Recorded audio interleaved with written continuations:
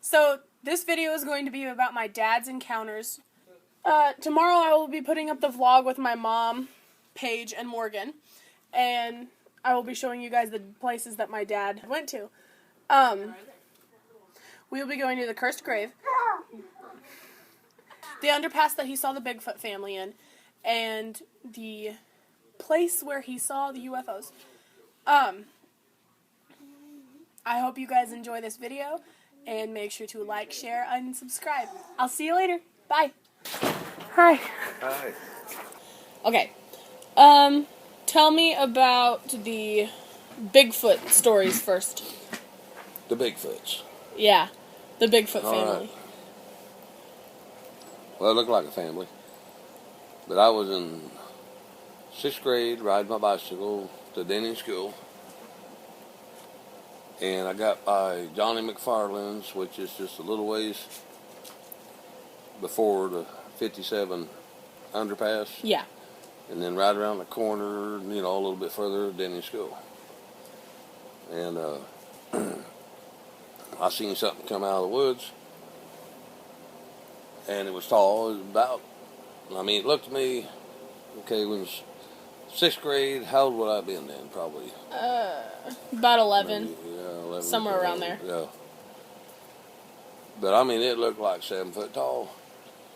Wasn't wearing clothes. It just, and I just seen the profile. Didn't see the face. But it's on 2 legs, kind of like long arms, and right behind it come another one. Just a hair a bit shorter, and then behind it come another one, which was about half, maybe 4.5 foot tall. And they just all went one at the other across the road. And I stopped dead in my tracks. And I'm thinking, what did I just see? You know, because I knew it wasn't hunters or nothing like that. They wasn't wearing, you know, clothes, game bag, wasn't carrying shotguns or nothing. And it wasn't even no hunting season. And I was sitting there scared to death. And I'm looking behind me, I'm thinking, well, maybe I can go all the way back and hit the Orient Road and go out and hit 149 and come around that way. And I thought, I can't do that. I won't be able to make school in time.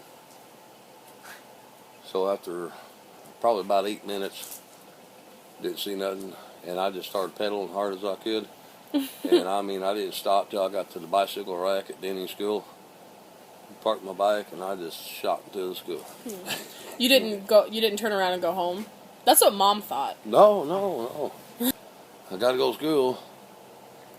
But I was scared to death. You know, I'm like, what if I go through there and they come running back out? Yeah. Or something, you know? Because like I said, they look hairy. But I just seen the profile. All 3 of them. Yeah. And I'm like, man, that ain't people. You know, had 2 long arms, and it was all walking just like a person, you know, taking big steps. Hang on. Let me let them out. Hey, come here. Okay. So, did you tell Grandma Lil or Grandpa? Yeah, I told Mom, and she said, well, it's probably just somebody crossing the road. I said, Mom, it wasn't somebody crossing the road. I said, it wasn't wearing clothes, it wasn't wearing pants and a shirt or nothing, you know, and well, hunter or something. And I said, you know, I'm like, he wasn't carrying a gun. You know, I said, they went across there, arms were swinging, and one after the other, and they was on the other side, across the road and in the other woods, and they was gone. And she said, well, I don't know. She didn't really believe me. I don't believe, you know. Well, like, Active imagination. Be, you know? Yeah, I guess, but I know what I saw. All right. So you think it was that Bigfoot? I don't know to this day what I saw. You don't know? No, I can't say it's a Bigfoot. So far, nobody's ever caught one. Yeah. But people claim they've seen them, and I'm thinking maybe I might have, but I don't know. You know, you know, I was telling Jim about that today, and he said him and one of his friends was down there by the creek, and they seen Something thing big. standing on the gob, hairy, Yeah. and it scared the hell out of them. They didn't know what it was, you know. Oh. So I'm not saying they don't exist. I'm not saying that's what I've seen. Yeah. But I do know. I don't know what I saw. But I didn't get a look at the face like it looked like a monkey face or, you know, whatever. But Yeah. I mean, because it was just, you know, he went this way and I'm in the road like this. So I was just like a profile. But Yeah. I mean, had awful long arms. It wasn't in clothes. It was hairy looking. Wasn't a human. And walking on 2 feet. Yeah. Standing up. Right. So. Okay. That's all I can tell you. All right. You want to tell me about the UFO you saw with Tommy? Yeah. Well, me and him was out riding around. I was probably 19. No, wait a minute. No, I was probably about 21 because me and Mom was married at that time. Mm-hmm. And Tommy's with me. We was out riding to the country. We're coming up from Yellow Banks Road on to what we always called Benton Bridge Blacktop, but now it's called Orient Blacktop. And just before you get to where you turn on the Orient Road going to Orient the back way there. Yeah. Did Mom show you that area? Yeah, we took a video of it so Okay. people could see it. All right. Well, right before you get, just a little ways before you get to where you turn on to the Orient Road, we seen a deal just hovering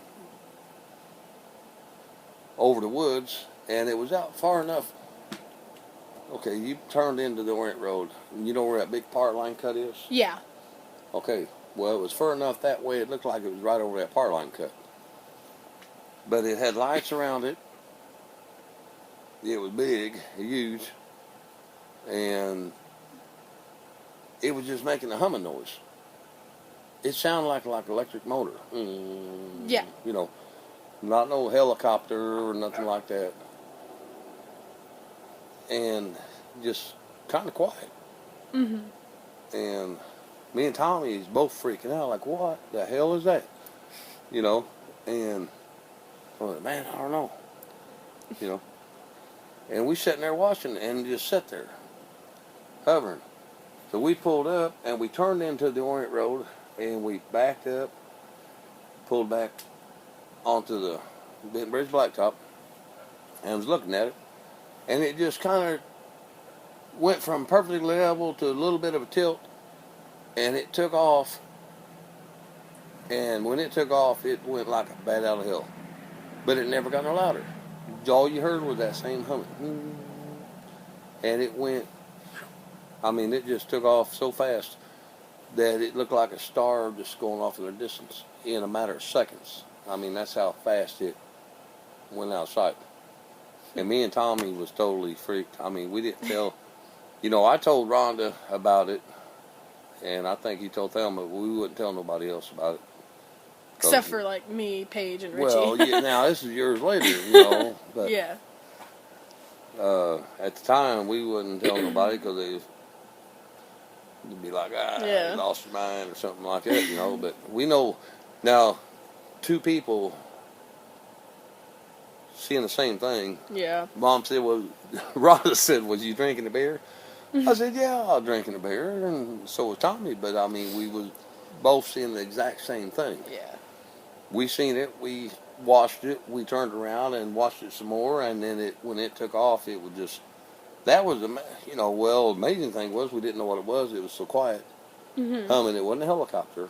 And a helicopter ain't round, and it don't have lights around, you know, a helicopter. And it wasn't making that like a helicopter. Yeah. It just sounded like an electric motor humming. But when it took off, the speed in which it left, I mean, and it didn't get no louder. Yeah. You know, like car, when you put the gas on, go from 0 to 60. The motor goes really louder. Yeah. Yeah. This didn't make no louder noise. It just went. And next thing you know, it was just, I mean, it was just a little speck in the sky and gone. And I mean, Tommy's like, we was both species in a way, you know, like what did we just see? Yeah. You know, we don't know to today, but I know it was Something we wasn't a can't helicopter. explain. We can't. Well, something we can't explain. Yeah. You know, in our minds, both our minds, you know, it was an unidentified flying object because I couldn't. Me and Tommy couldn't tell each other what it was. You know, I'd never seen nothing like it. Mm-hmm. So. I think you saw a UFO because. Well, there's I other do stuff. too because I mean the lights around it. It was Yeah. kind of, you know, it was disc shaped. Mm-hmm. Had a light shining down, but where it was at was pretty much probably right over that power line cut. Mm-hmm. And why it was just sitting there, I have no idea. You know, I mean, it was up near, and then trees now. If you went by there, I'm talking 20 years ago, so them trees wasn't so tall. And for the low as it was, I mean, if it'd been that low today, as high as the trees are, we probably wouldn't even be able to see it from there. Yeah. You'd have to turn down the Orient Road to see it, because it was pretty low. Mm-hmm. So, but I mean, when it took off, it was just, that was the amazing part. Well, it was all amazing to me. Yeah. I mean, it was freaky. But when it took off and didn't get no louder, and the speed it left in, just, like I said, it looked like a star just going off a little distance, and then we couldn't see it. And that's, I mean, I could, if Tommy was sitting here beside me, He could he'd say the tell same you, thing. oh yeah. I mean, Yeah. you could go talk to him, and he'd tell you the same thing without Yeah. me even being there. Yeah. I know. I guarantee you that's something you don't forget. He would tell you exactly the same thing. Yeah. Alright. Hook's tomb is last. Hook's tomb. Yep. Well, that started out me and Jeff Wagner, Dennis Ellis, and Bo Frost. We went to what's now called Arrowhead Lake. Arrowhead Lake. Yep. And went swimming. And after we swam for a while, we got ready to leave, and I think Jess said, let's go over to Hook's tomb. Hook's tomb, is it called? Yeah, Hook's tomb. Yeah. And said you're supposed to knock on it. I think he said 7 times, and you run around it 7 times. We knocked on it 3 times and ran around it 3 times. Well, I'm not sure. That's been a long time ago. We was Yeah. teenagers, probably 16, 17 years old.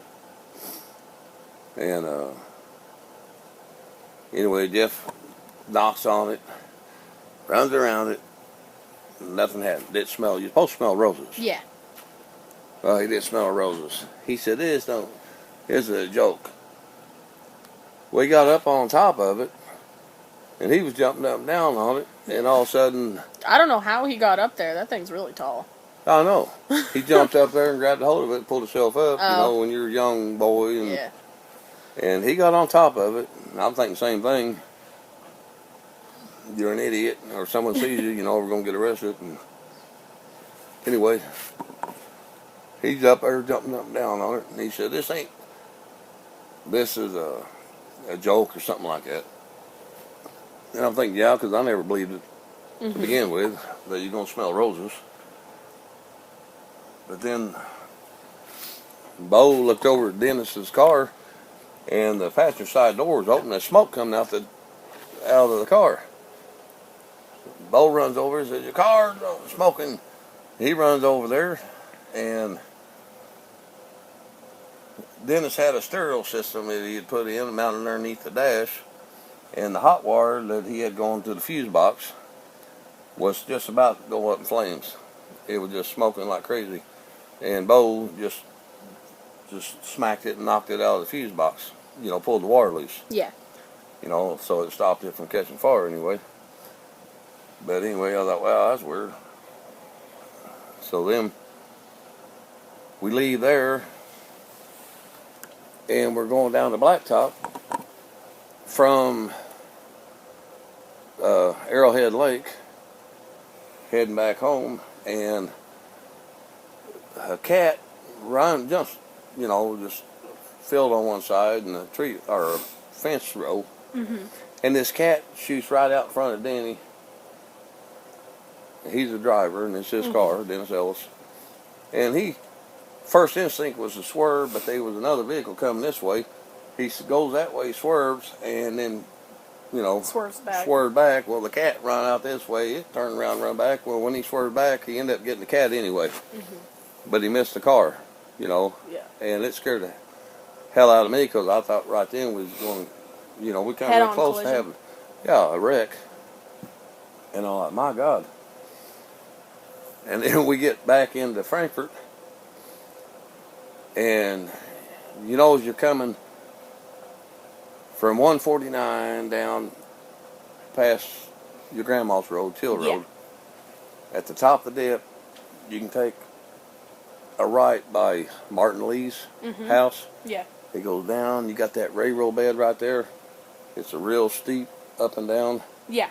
Well, then he turned there, and he just floors it.